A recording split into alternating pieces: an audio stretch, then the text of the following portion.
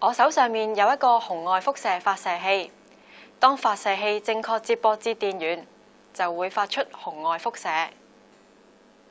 我哋預先接駁好一組紅外輻射發射器，並且接駁至電源。當電路閉合時，正確連接電源嘅發射器就會發出紅外輻射。但係我哋嘅肉眼係睇唔到紅外輻射嘅，所以即使電路已經閉合，我哋都睇唔到㗎喎。